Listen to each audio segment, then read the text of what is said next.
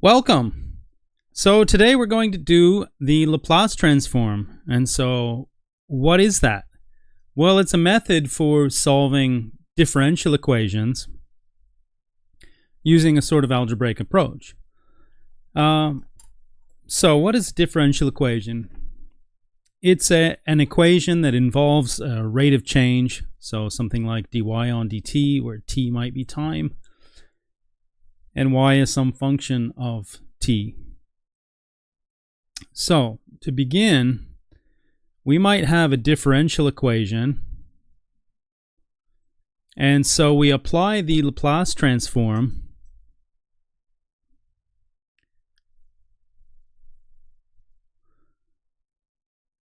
on the differential equation.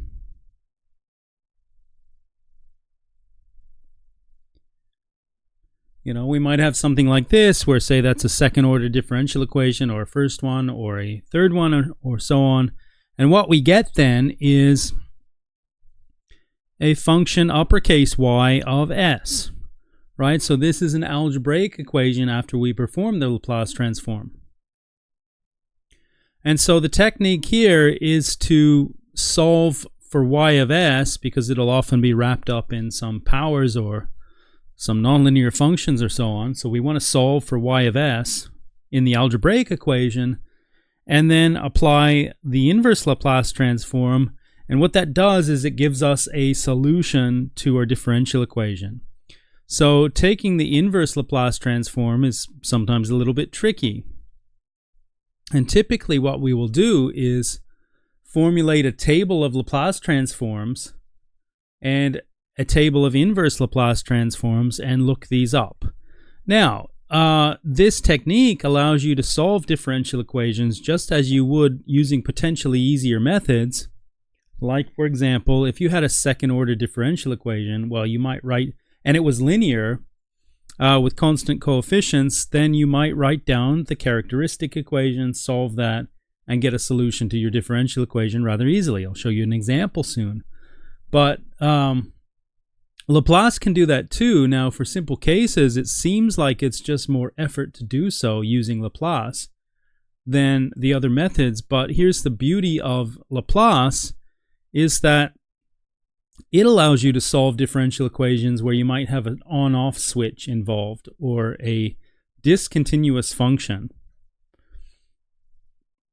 And so in something like electrical engineering, you might have an electrical circuit with an on-off switch, or the system has some point where the function behaves in one particular way, and beyond that point in time it behaves a different way. And so you might have a differential equation with a piecewise function in it.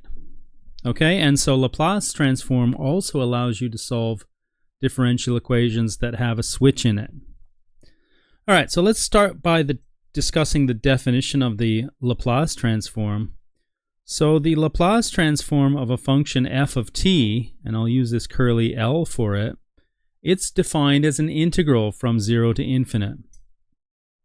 It's the integral of e to the minus st times f of t integrated with respect to t. It's a definite integral, so since up here we have infinite, we're going to have to use a limit to evaluate that in many cases. All right, next up we have the Heaviside step function. All right, so I'm just going to plot this for you. And then let's draw this here as well. So you see it's off until you get to t equals 0, and then it turns on and it stays on. So let's sketch this here.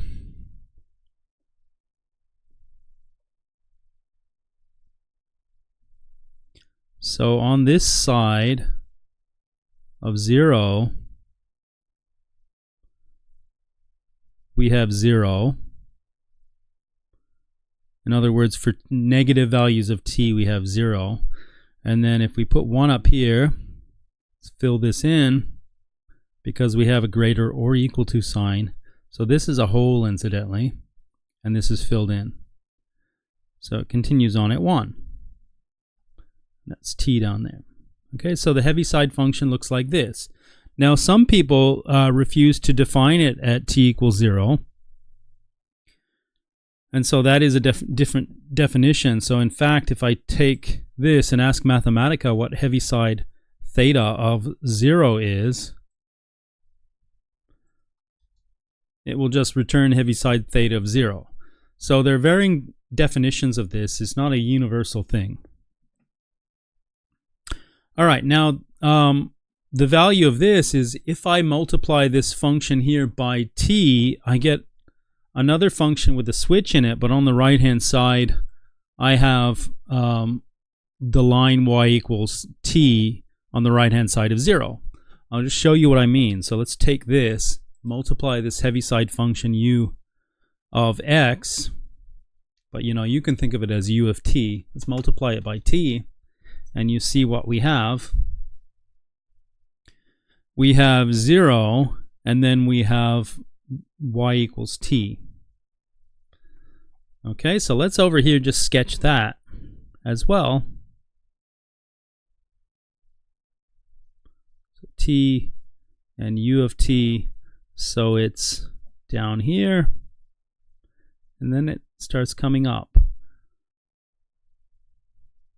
And whenever you have such a thing, you can describe it in terms of the Heaviside function.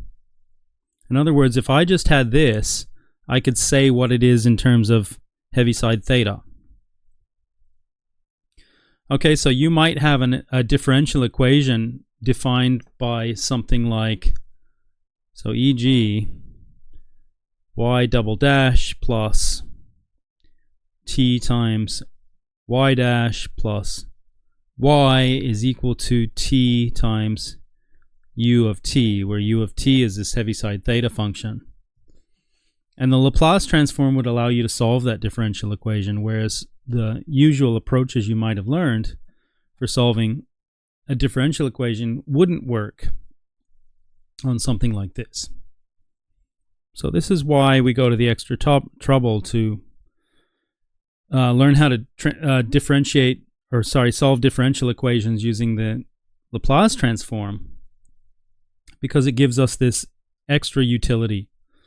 Okay, so now continuing on with the definitions, the gamma function. And so right here, I think I'm going to even plot the gamma function for you. Let's come down here and put it.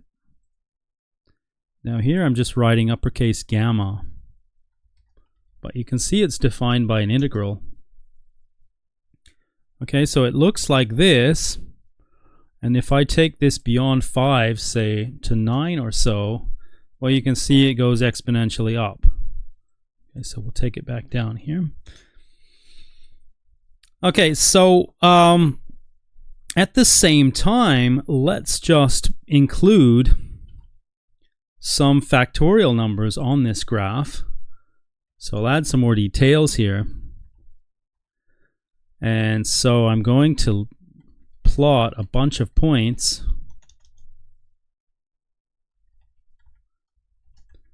Let's see, I want t, and then I want factorial t minus 1. And so I need to make a list of such things, so let's just tabulate.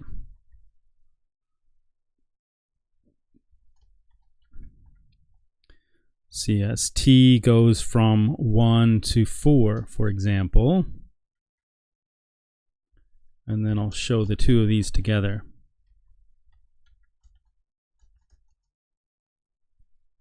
Okay, so you can see that I have points on this curve on the right-hand side. All right, and so if I continue this out, let's take this plot out a bit, back to 9. And then we'll do the same thing here. You can see that that pattern continues. So what this does, this gamma function, is it gives me an extension of the factorial function that allows me to calculate something like 1/2 factorial or pi factorial, and so on and so on. So we have this relationship. Now here is how the gamma function is defined, also defined with an integral from 0 to infinite. And it looks very similar to this, but not quite. There's certain differences there. Okay, so x factorial is gamma of x plus 1. So this allows us to calculate factorial, but it also gives us a way to calculate the factorial of any given real number. And even some complex numbers. But in particular, it tells us that 0 factorial is equal to 1. So we take this as a definition of 0 factorial, even though it might not make sense intuitively, but this is why we define it that way. So take this to be a definition rather than a mathematical truth. And it's defined because of this gamma function, which allows us to fill in what's in between those integer values of factorial. So it's relevant in the calculation of the Laplace transform, but we'll see an example soon enough. Okay, now I've got a very brief table of Laplace transforms here that we're going to use in our first example. I'd rather do an example first before we derive various Laplace transforms. So I just want to show you some basic ones. Okay, now Mathematica lets me calculate the Laplace transform rather easily with the simple built-in command Laplace transform, and even take its inverse Laplace transform. For example, if I run these, so the Laplace transform of kt plus c, where k and c are constants, is k over s squared plus c over s. And so that's what we have here for the Laplace transform of constant. Okay, now if I take the inverse Laplace transform of that result here, then I get back what I started with, kt plus c. And so the inverse Laplace transform should return to you what you started with. So let's just take note, Laplace transform of f of t, and then apply the inverse Laplace transform to that. It should give us back f of t. Okay, so let's learn this brief little set of tables. Laplace transform of k is k over s, where k is a constant. The Laplace transform of the Heaviside theta function of t minus a, where a is a constant, is e to the power of minus sa all over s. The Laplace transform of t to the power of n is n factorial over s to the power of n plus 1. Now for this, you might as well say, well, t is a positive integer. But you can see then that if t is equal to 0, it should agree with this, and it does. Because that would be the Laplace transform of 1 when t is equal to 0. The Laplace transform of e to the at is 1 over s minus a if s is positive, and it diverges if s is less than or equal to a. Now, I'm pretty sure this is actually for the real part of s being positive. Okay, but we'll come into more details on this stuff soon. All right, so now how do you Laplace transform a derivative? So the Laplace transform of y dash, where y dash is dy on dt, is s uppercase y of s minus y of 0. Now often you'll be given initial values in your differential equation, making that an initial value problem. And this would be an initial value right here. Okay, the Laplace transform of y double dash is s squared y of s minus s times lowercase y of 0, so again an initial value, minus y dash of 0. This is another initial value. So if you have a second order initial value problem, you're usually given y of 0 and y dash of 0, or y of some initial value and y dash of some other initial value. Okay, so for comparison, let's solve the initial value problem, IVP for initial value problem, using the characteristic equation. So we're going to do that in this example, and then let's have a look at using the Laplace transform to solve this same second order differential equation.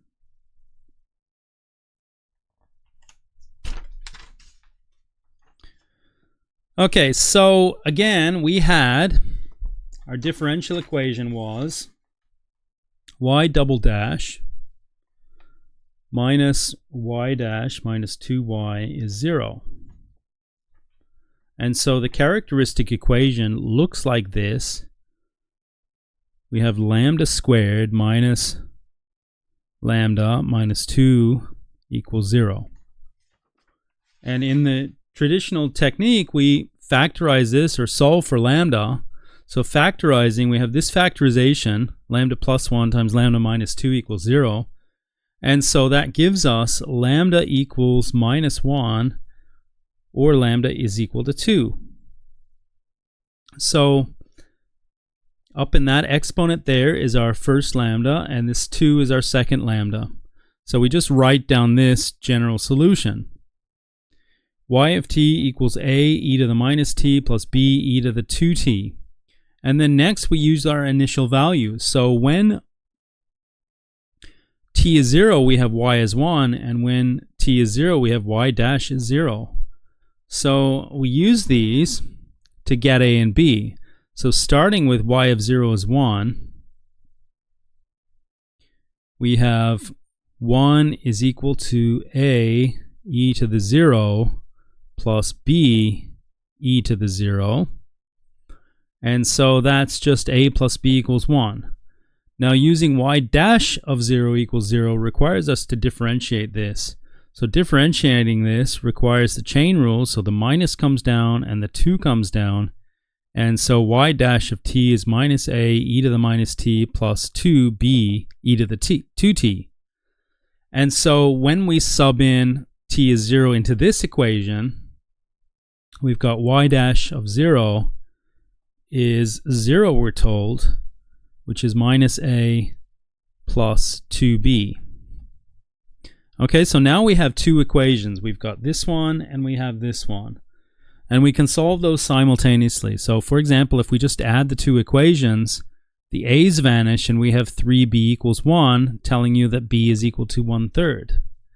Okay, and then back substitute in this, and so a is equal to 1 minus 1/3, which is 2/3.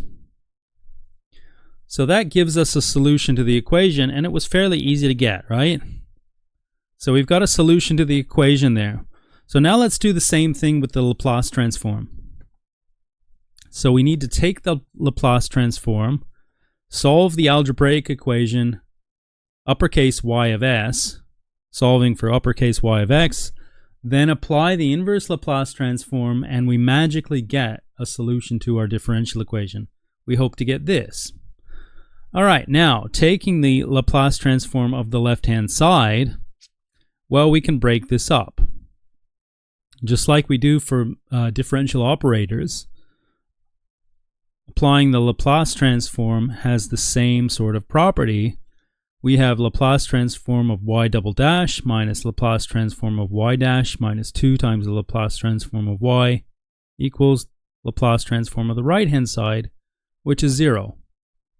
Remember, the Laplace transform of a constant is that constant over s, and so in this case, since the constant is 0, we have 0. All right, so we come to this simple equation, and now remember from the previous page, let's have a look. So this line, Laplace transform of y double dash, is s y of s minus s y of 0 minus y dash of 0.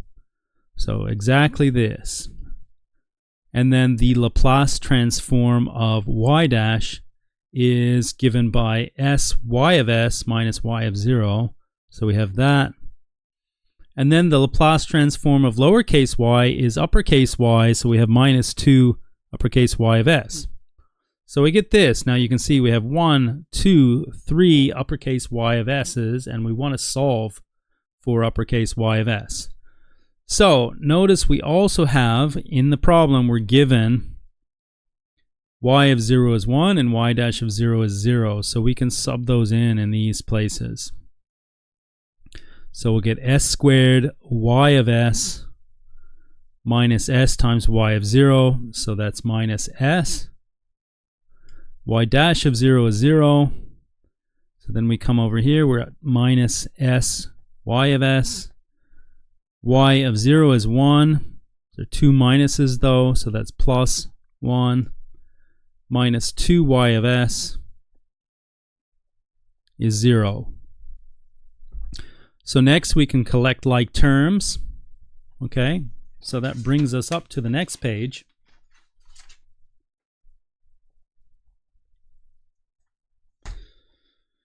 So collecting like terms, so we're looking at this.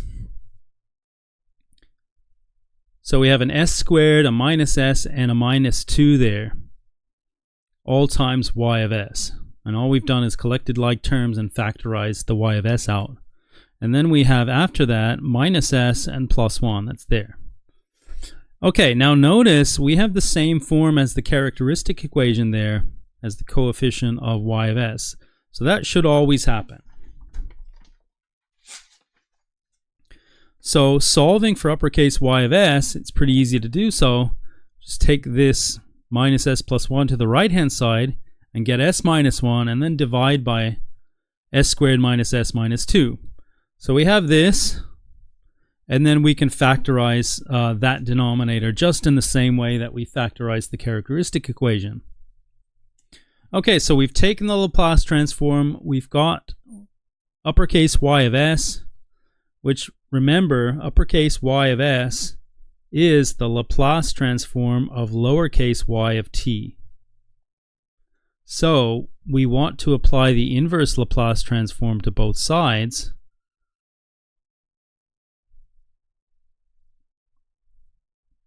And so applying it here, we would get lowercase y of t. So doing that on the left-hand side would give us lowercase y of t, but it's a little bit tricky on the right-hand side to take the inverse Laplace transform of this one. Now, reflecting on the identities we saw on our first page, we've got Laplace transform of e to the at is 1 over s minus a if s is greater than a, and it diverges, meaning it's not finite, if s is less than or equal to a. So to recognize this in these terms, it's clear we need to split up the right-hand side using partial fractions. So to do that, we might set out a u and a v, or an a and a b. I've tried to avoid a and b for this question. Okay, so we set it out like this, and then we've got to recombine it to make it look like this. So we cross multiply. This is what we get. And then we collect in terms of s and no s's. That gives us a simultaneous system right here. So we would want to solve that simultaneous system, and we can get v to vanish by subtracting the second equation from the first. So subtracting the second equation from the first, we have 3u, and then no v's is equal to 1 plus 1. So 3u equals 2, and so u is 2/3, and the top equation gives us v is equal to 1 minus 2/3, which is 1/3. So that tells us then, given these two numbers, that we can put them back in this and have separated this into these two using partial fractions. Okay, so we can write this. Y of s is 2/3, 1 over s minus minus 1. Now we put minus minus 1 rather than s plus 1 so that we can recognize it in this form. We want a minus there. That tells us the value of lowercase a. Okay, now this part, plus 1/3, 1 over s minus 2. That's already an s minus 2 there. Great. So now that we have this, we can easily apply the inverse Laplace transform and know what the inverse Laplace transform of these two are based on this up here. So applying the inverse Laplace transform to this, we have 2/3 inverse Laplace of 1 over s minus minus 1 plus 1/3 inverse Laplace of 1 over s minus 2. And we know what these are. It's e to the power of a t. Here a is minus 1. So we have 2/3 e to the power of minus 1t, and then 1/3 e to the power of 2t. Okay, and that is exactly what we got using the other method of solving the differential equation. So you can see it works.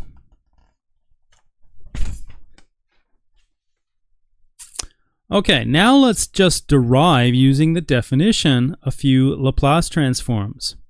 So the Laplace transform of a constant, remember, it's the integral from 0 to infinite e to the minus st times f of t, but here f of t is equal to k, where that's a constant. Okay, so this is our integral. Now that k can come outside because it's a constant, and we are just integrating e to the minus st with respect to t. So the derivative of e to the minus st with respect to t is minus s e to the minus st, using the chain rule. So going the other direction, we need to divide by minus s, and so our integral of e to the minus st is 1 over minus s e to the minus st. And now we have to evaluate that at 0 and at infinite and take the difference according to the fundamental theorem of calculus. But when we do that top part, we do so with a limit. So we have k over minus s, pulling that minus s out there with the k. The limit as t goes to infinite of e to the minus st minus e to the 0. So we're subbing in the 0 there as well. Now, provided s is positive, then what we're looking at is 1 over e to a positive number times t. And if we're putting in a very large number, for example, for t, then this fraction right here is getting smaller and smaller. And so that suggests that the limit as t goes to infinite of e to the minus st is 0, and it is. So we have k over minus s times 0 minus 1, and so that is k over minus s times minus 1, which is k over s. So we've derived our first Laplace transform of a constant. All right, so now let's derive the Laplace transform of t to the power of n. So we'll need to use integration by parts for this, and so I'll just remind you, the way I remember this is via the product rule of differentiation. So uv equals v du on, or sorry, duv on dt equals v du on dt plus u dv on dt. Okay, and then I say, okay, that reminds me that u dv, or the integral of that, is equal to the integral of 1 with respect to uv, so uv minus the other way around, v du. And so this is our integration by parts formula. Okay, so we want to use that on this. So the integral from 0 to infinite of e to the minus st times t to the n dt. So here f of t is t to the n. So we sub that in, and now we need to integrate this. So when we use this integration by parts formula, we need to represent that part of it, or that multiplicand, which has a derivative cycling around to itself, or a multiple of itself. And so we want to change that into a derivative. So to go the other way, we integrate e to the minus st, and so we can express e to the minus st as the derivative of 1 over minus s e to the minus st. And next we can use a substitution, or if you think about it this way, if these were fractions, then you would be able to cancel the dt, right? They are not fractions, but it's innate to memory of the rule. And so the substitution, that is, on the way to using integration by parts formula. So we can express this as, so the uv part is this, right? But again, we have these bounds. So t to the n, 1 on minus s, e to the minus st. So that's there. We put the u and the v together. So under this formula, u is t to the power of n, and v is what we have here. 1 on minus s, e to the minus st. Okay, and so we're just using this formula here. So the product of these two is this, but then we have to evaluate it between 0 and infinite. And then we subtract, according to this formula, the integral of the other way around. And so that is v du, but then we can introduce a dt and make a substitution, substituting this back to integrate with respect to t, which allows us now to view this as a derivative. So the derivative of t to the n with respect to n is n times t to the n minus 1. So n t to the n minus 1. Okay, now this part, remember, you have to evaluate this as a limit as t goes to infinite, and then subtract this function when you replace the t by 0, which you get 0 for. Okay, so we have this. So this, we're going to have to evaluate this limit. Now we can see that this limit should be 0 because the exponential increases faster than the power of the fixed number n as n approaches, as t approaches infinite. So this limit is 0. This is 0. So we just have, pulling this minus sign out, we just have the integral of e to the minus st, t to the power of n minus 1 dt, and then we've also pulled out the n over s. All right, so we get this. Now, this looks a lot like this. The only difference is that in the exponent there, we have an n minus 1 rather than an n. So this, we can view this as f subscript n minus 1 of s. Okay, so we've got this identity that we worked out. Fn of s equals n over s fn minus 1 of s. So then that tells you that fn s is equal to n over s times n minus 1 over s times f of n minus 2 of s, because we could continue this process, all right, until we get down to this subscript here being equal to, let's see, being equal to 0, meaning that we're taking the Laplace transform of a constant, I believe. Okay, so we can go down with this. All right, let's move on to the next page. So when we carry that down and down and down, we've got this identity that f subscript n of s is n factorial over s to the power of n plus 1, where, remember, this is the Laplace transform of t to the n.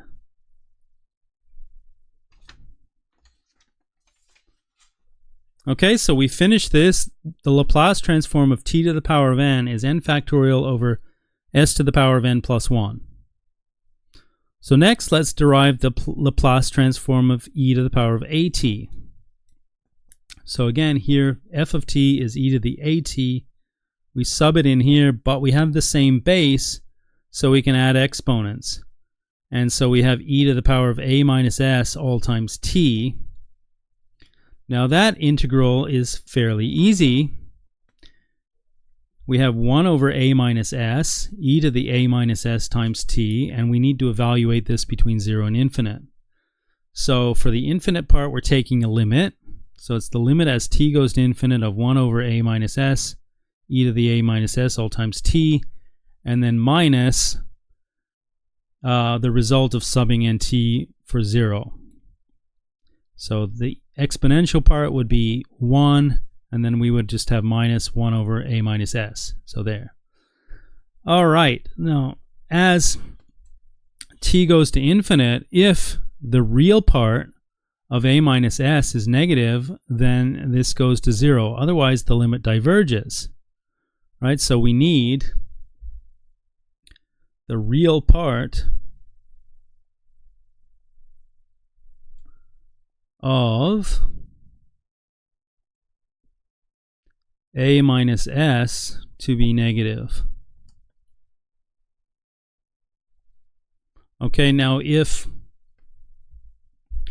a and s are totally real, then that just says that s is greater than a. So if s is greater than a, both being real numbers, then this limit is 0, and so we just have 1 over, or minus 1 over a minus s, which is 1 over s minus a. Okay, so that gives us another Laplace transform that we had in our first table. Okay, next, let's derive the Laplace transform of sine and cos using that of e to the at. So for this exercise, we need to remember Euler's formula. And incidentally, so here I is the square root of minus 1. And so incidentally, if you put alpha t equal to pi, sine of pi is 0, cos of pi is minus 1, then you would have e to the pi times I is equal to minus 1. So e to the pi I plus 1 is 0, which is said to be the most beautiful equation in mathematics. But there are not lots of nice little equations in mathematics. Okay, so taking the Laplace transform of e to the I alpha t, since we now know how to do that from what we've done above, but we've got this relationship. So doing this should allow us to understand the Laplace transform of cos of alpha t and the Laplace transform of sine of alpha t. So we're taking the Laplace transform of that left-hand side of this identity here. Okay, so we have 1 over s minus I alpha, provided that, provided that our a value, now here a is I alpha,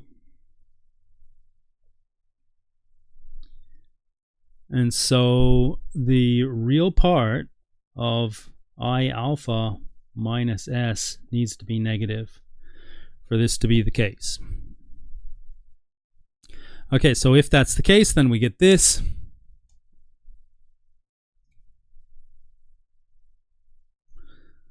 And so we can break that up by multiplying top and bottom by s plus I alpha.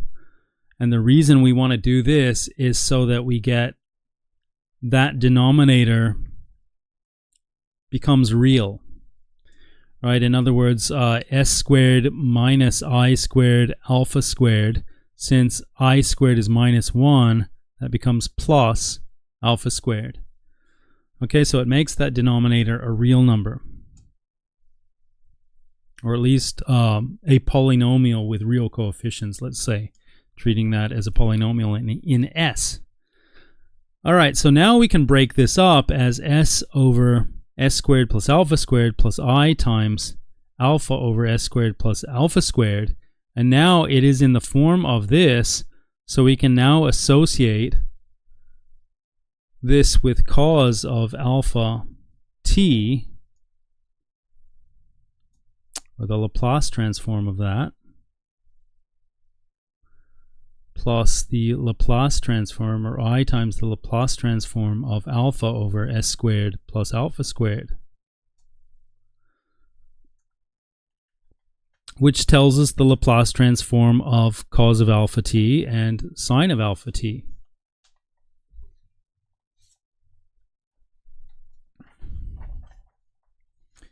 Okay, so using Euler's result, we have this, and we can break it up, and we have this, as we said earlier, and then we just match real and imaginary parts, and so we get the Laplace transform of alpha t is s over s squared plus alpha squared, and the Laplace transform of sine of alpha t is alpha over s squared plus alpha squared. Okay, so we now have a somewhat bigger table of Laplace transforms. Next. And this looks like a bit of a hard one, so brace yourself here. Solve the following initial value problem, IVP, using the Laplace transform. So we have a second order differential equation relating x and t. X of 0 is 0, x dash of 0 is 0. So taking the Laplace transform of both sides of this differential equation, or ODE, for ordinary differential equation, we have the Laplace transform of the derivatives on the left and the Laplace transform of 2 on the right. Now the Laplace transform of 2 is 2 over s, according to what we calculated earlier. And then we have our formulas for the Laplace transform of these derivatives. So s squared, uppercase s, x of s minus s, lowercase x of 0 minus x dash of 0 minus 5 outside of s times uppercase x of s minus lowercase x of 0, and then plus 6 times uppercase x of s. Okay, so now we want to expand and collect like terms.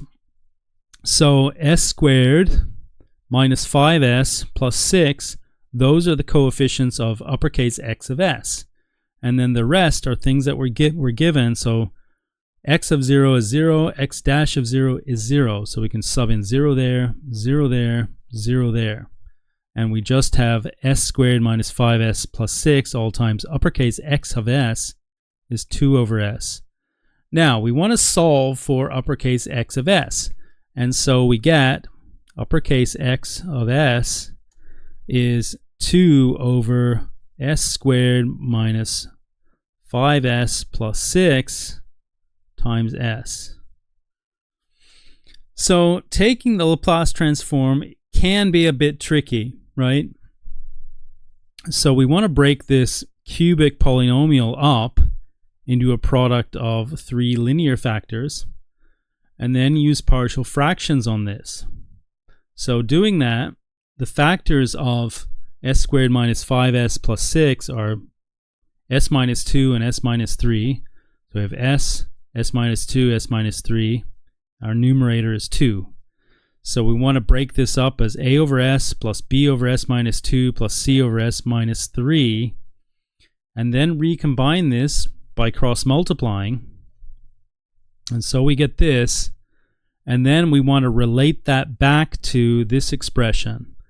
All right, so with this, we get a system of 3 equations and 3 unknowns, but there's a slightly easier way to do this than to generate this system of 3 equations and 3 unknowns. I'll just show you what that is here as well. So what we're looking at then is this expression right here is 2 over s minus 2, s minus 3.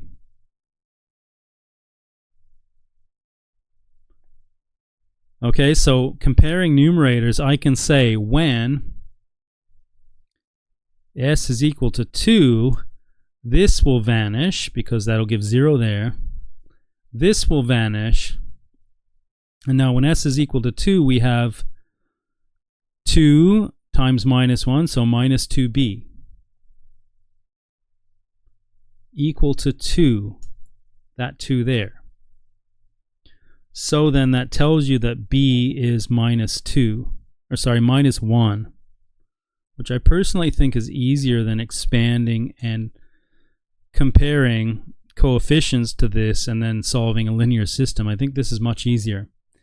Okay, so when, and you can see I can do it in the margin here. So when s is equal to the other one that makes this 0, 3,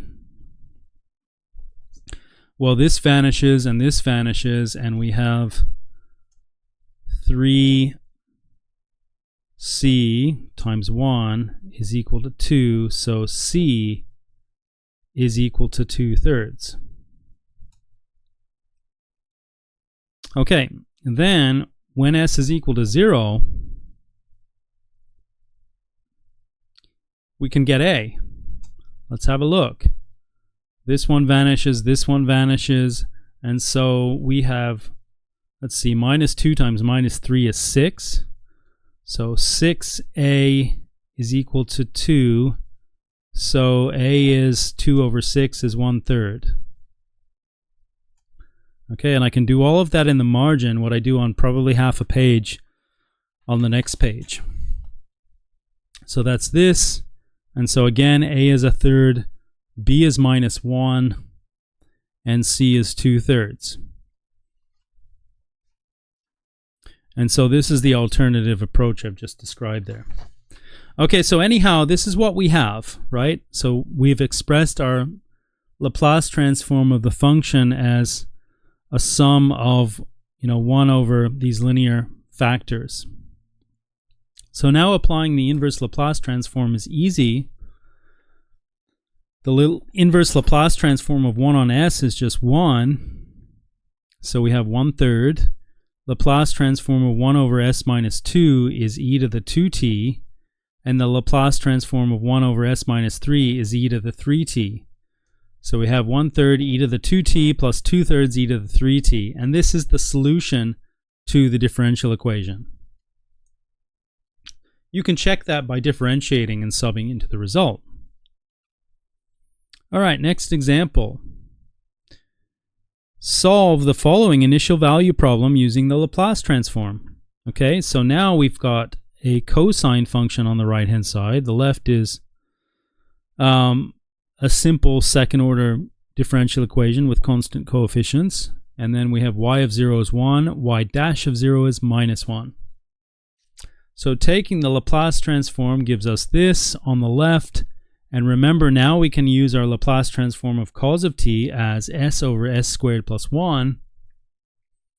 And simplifying the left-hand side gives this, and so we want to solve for uppercase y of s. So we take that lowercase s over to the right-hand side, divide by s squared plus s plus 1, and you can see that this process gives a nasty-looking result that you then would have to take the inverse Laplace transform of.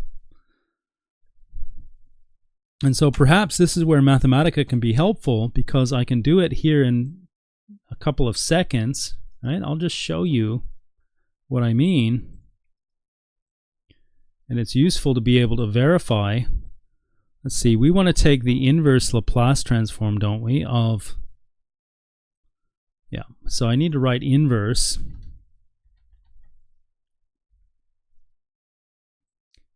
And then I need to reverse the s and the t here. And then I want to take the inverse Laplace transform of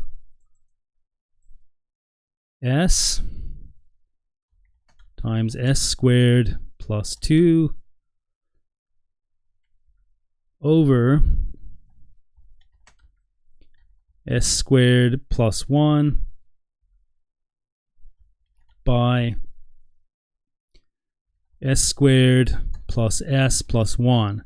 Except I need to be a little bit careful here and put a bracket around that entire denominator. Okay, so this is what it gives me. So you can see it's going to be a rather nasty looking result. So we'll probably just skim through this. All right, so this is what we get when we take the inverse Laplace transform, or sorry, when we solve for y of s, and then we want to break this up so that we can recognize this. Now, this one suggests that this is going to be in terms of sine and cos. All right, so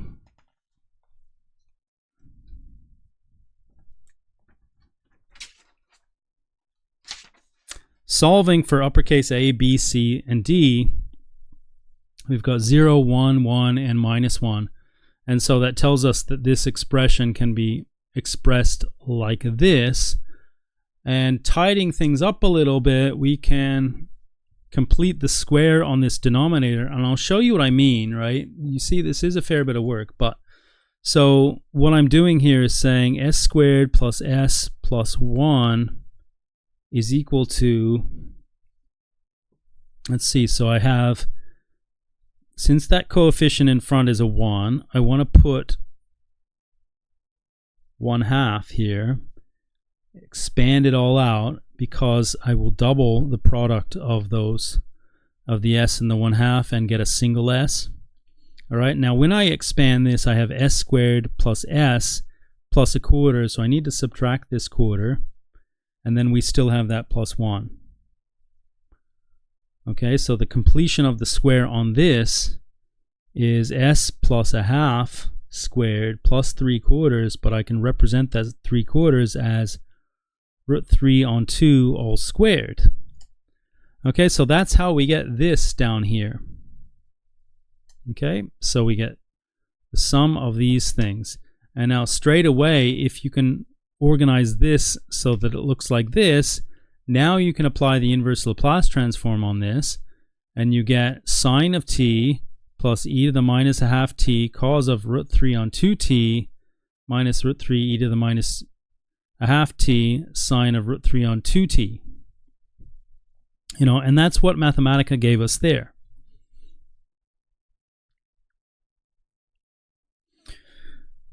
Okay, now, so there are a few theorems, and I think I'll go into more details on these theorems in a future recording.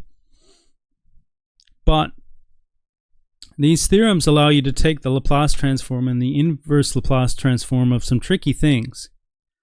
So we've got the first shifting theorem that says that the Laplace transform of e to the at times a function of t is uppercase f of s minus a, where uppercase f of s is the Laplace transform of lowercase f of t.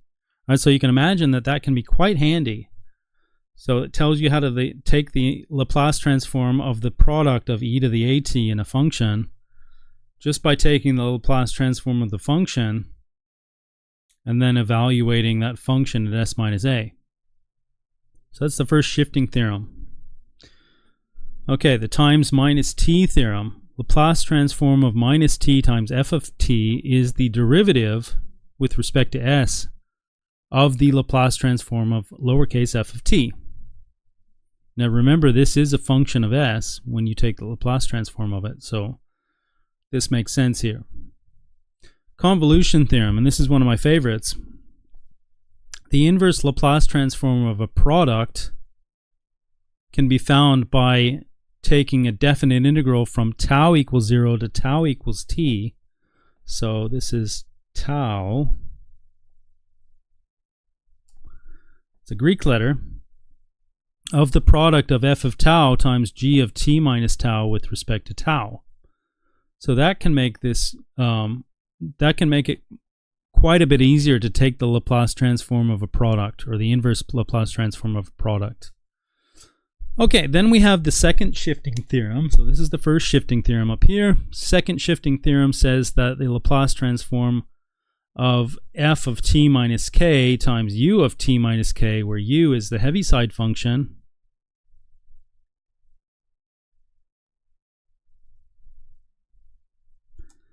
is e to the minus sk times the Laplace transform of f of t. And so there's an inverse result as well. And finally, if f of t is periodic with period uppercase t, then the Laplace transform of f of t is 1 over 1 minus e to the minus s times that period uppercase t times the integral from 0 to t e to the minus st f of t dt. So you could see how that might agree with the Laplace transform of cos of t, for example. Uppercase t there would be 2 pi being the period of cos of t. And so you could calculate that in a different way using this result.